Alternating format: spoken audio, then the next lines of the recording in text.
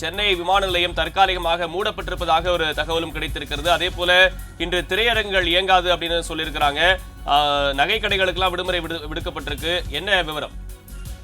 அதாவது சென்னையை பொறுத்தவரை அந்த புயலின் வெளிவட்ட பகுதி தற்பொழுது கரையை கடக்கும் என எதிர்பார்க்கப்படுவதால் தென் சென்னை உள்ளிட்ட பகுதிகளில் மிக பலத்த மழை பெய்யும் என எதிர்பார்க்கப்படுகிறது. அதனால் திரையரங்குகள் அனைத்தும் தற்பொழுது மூடப்பட்டிருக்கிறது. இதற்கு முன்பாக பார்த்தோமேனால் வர்தா புயல், கஜா புயல் உள்ளிட்ட அந்த புயல்களின் போலவே திரையரங்குகளை மூடக்கூடிய முடிவினை திரையரங்க உரிமையாளர்கள் எடுத்திருப்பது குறிப்பிடத்தக்கது.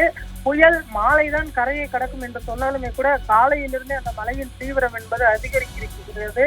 இதன் காரணமாக பொதுமக்கள் வீட்டை விட்டு வெளியே வர வேண்டாம் எனவும் தமிழக அரசு எச்சரிக்கை கொடுத்திருக்கிறது. அதே போன்று ஐடி ஊழியர்கள் வீட்டிலிருந்து பணிபுரிய சொல்லியிருக்கிறது. ஏனென்று சொன்னால் பொதுமக்களுடைய உடைமை மற்றும் உயிர் என்பது மிகவும் முக்கியமான ஒன்றாக பார்க்கப்படுகிறது. இதற்காக பல்வேறு முன்னெச்சரிக்கை நடவடிக்கைகளையும் தமிழக அரசு எடுத்து வருகிறது. அதற்கு உறுதுணையாக தற்பொழுது திரையரங்குகளை முழுவதுமாக மூடுவதற்கு திரையரங்க உரிமையாளர்கள் இந்த உத்தரவை பிறப்பித்திருக்கிறார்கள். அதே போன்று இன்றைய தினம் கடை வீதிகளில் முழுவதுமாக கடைகள் அடைக்கப்பட்டிருக்கிறது. பால் உள்ளிட்ட அத்தியாவசிய பொருட்கள் மட்டுமே கிடைத்து வருகிறது. அதே போன்று ஒரு சில உணவகங்கள் திறந்திருக்கிறது. நகை தற்பொழுது நகைக்கடைகளை முழுவதுமாக மூடுவதற்கு நகைக்கடை உரிமையாளர்கள் சங்கம் முடிவெடுத்து தற்பொழுது அந்த அறிவிப்புகளையும் வெளியிட்டு இருக்கிறார்கள். அத்தியாவசிய தேவைகளை தவிர, அதாவது பெட்ரோல், பால், அதே போன்று உணவகங்களை தவிர மற்ற அனைத்து விதமான கடைகளுமே இன்றைய தினம் மூடப்படும் என தெரிய வந்திருக்கிறது. அதே போன்று சென்னையில் மோசமான வானிலை காரணமாக தற்பொழுது விமானங்களும் தொடர்ந்து ரத்து செய்யப்பட்டு வருகிறது. 18 விமானங்கள் வரை தற்பொழுது ரத்து செய்யப்பட்டிருக்கக்கூடிய சூழ்நிலையில் தற்பொழுது மொத்தமாக சென்னை விமான நிலையத்தையே பார்த்தோம்னால் மூடுவதற்கு உத்தரவு பிறப்பிக்கப்பட்டிருக்கிறது. எந்த ஒரு பயணிகளும் விமான நிலையம் வர வேண்டாம்.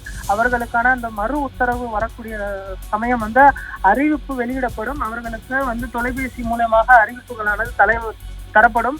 அதுவரை எந்த ஒரு பயணிகளும் விமான நிலையம் வர வேண்டாம் என உத்தரவிடப்பட்டிருப்பதால் தற்பொழுது விமான நிலையம் முழுவதுமாக மூடப்பட்டு அங்கு போலீசார் பாதுகாப்பு பணியில் ஈடுபட்டு வருகிறார்கள். அதே போன்று சென்னை மெரினா கடற்கரை, பட்டினப்பாக்கம் லூப் சாலை, சாந்தோம் கடற்கரை, நீலாங்கரை, திருவான்மியூர் கடற்கரை உள்ளிட்ட முக்கிய கடற்கரைகளிலுமே எந்த ஒரு பொதுமக்களும் உள்ளே வர வேண்டாம்.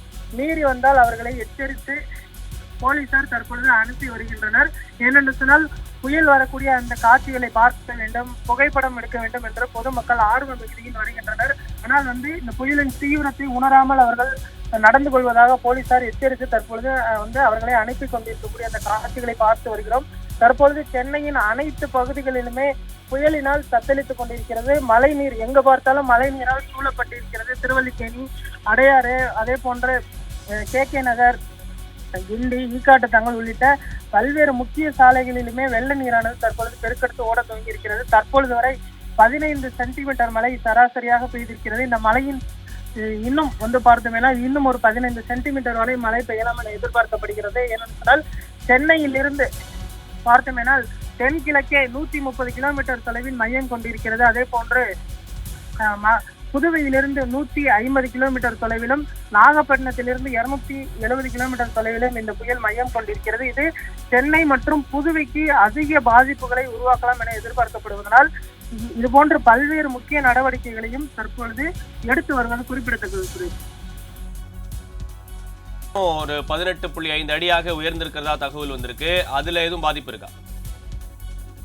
சென்னையை பொறுத்தவரை பார்த்தோம்னால் முக்கியமான ஏரிகள் என்று சொன்னால் புழல், பூண்டி, செம்பரம்பாக்கம் உள்ளிட்டவை குடிநீர் ஆதாரமாக தரக்கூடிய ஏரிகள். செம்பரம்பாக்கத்தை பொறுத்தவரை 24 அடி கன அளவு கொண்ட ஒரு முக்கியமான ஏரி. ஏனென்று சொன்னால் செம்பரம்பாக்கத்தில் திறக்கக்கூடிய நீர் அடையாற்றில் கலந்து அது தொடர்ந்து மெரினா கடலில் கலக்கக்கூடிய வகையில் அமைக்கப்பட்டிருக்கிறது.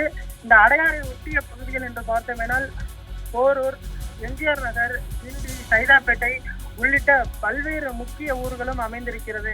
கடந்த காலத்தை போன்று ஒரு வெள்ள அபாய எச்சரிக்கை தற்பொழுது வரை தரப்படவில்லை. இருந்தாலுமே கூட 24 அடி கொள்ளளவு கொண்ட இந்த செம்பரம்பாக்கம் ஏரி தற்பொழுது வரை 18.5 கன அடி நீரானது தற்பொழுது வரை இருப்பதாக தெரிவிக்கப்பட்டிருக்கிறது. நீர் மட்டம் தொடர்ந்து உயரக்கூடும் என எதிர்பார்க்கப்படுவதால் நீர் வெளியேற்றமும் அதிகரிக்கக்கூடும் என தற்பொழுது தெரிய வந்திருக்கிறது.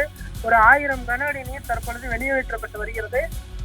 நீர்மட்டம் தொடர்ந்து உயர்ந்தால் நீர் வெளியேற்றக்கூடிய அளவையும் அதிகரிப்பதற்கு பொதுப்பணித்துறை அதிகாரிகளுக்கு உத்தரவானது பிறப்பிக்கப்பட்டிருக்கிறது. தொடர்ந்து ஏரியின் நீர்மட்டத்தை அதிகாரிகள் தற்பொழுது தீவிரமாக கண்காணித்து வருகிறார்கள். அதே போன்று புழல், பூண்டி உள்ளிட்ட அந்த ஏரிகளின் நீர்மட்டத்தையும் தற்போது தொடர்ந்து அதிகாரிகள் கண்காணித்து வருவது குறிப்பிடத்தக்கது.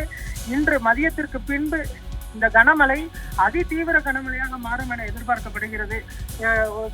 இப்ப வரைக்கும் பார்த்தோம்னா சுரேஷ் வந்து ஒரு சில பகுதிகள் கத்திவாக்கம், திருவொற்றியூர் உள்ளிட்ட அந்த வட சென்னை பகுதிகள், அதாவது மணலி, எண்ணூர் இந்த போன்ற பகுதிகள்லாம் பார்த்தோம்னா 10 to 12 சென்டிமீட்டர் மழை பெஞ்சிருக்கு. இது வந்து நேரமாக மதியத்திற்கு பின்பு இன்னும் அதிகமாக மழை பெய்யும்.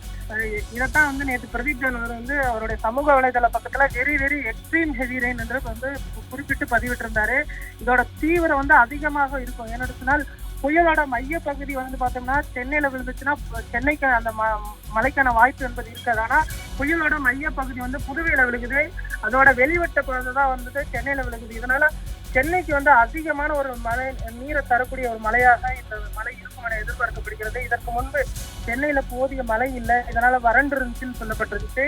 இந்த மழை வந்து ஒரு முக்கியத்துவம் வாய்ந்த மழையாக பார்க்கப்படுது. ஏன்னு சொன்னால் கோடை காலத்துல அதிகமான ஒரு நீரை தரக்கூடிய ஒரு முக்கியமான, என்னன்னு சொன்னால் அப்பொழுது கோடை காலத்துல பார்த்தோம்னா நீர் பற்றாக்குறையால சென்னை உள்ளிட்ட நகரங்களுக்கு நீர் வந்து அளிக்க முடியாத ஒரு சூழ்நிலை ஏற்படும். அதனால் இந்த மழை ஒரு முக்கியத்துவம் வாய்ந்த மழையாக பார்க்கப்படுகிறது. செம்மரம்பாக்கம் ஏரியை தொடர்ந்து கண்காணித்து வருகிறார்கள். 22 அடி போனால் முதல் வெள்ள அபாய எச்சரிக்கை கொடுக்கப்படும். 23 அடியினால் 2ஆம் கட்டம், 24 3ஆம் கட்டம், இது போன்று தொடர்ந்து நீர்மட்டத்தின் உயர்வை பொறுத்து வெள்ள அபாய எச்சரிக்கைகள் தரப்படும்.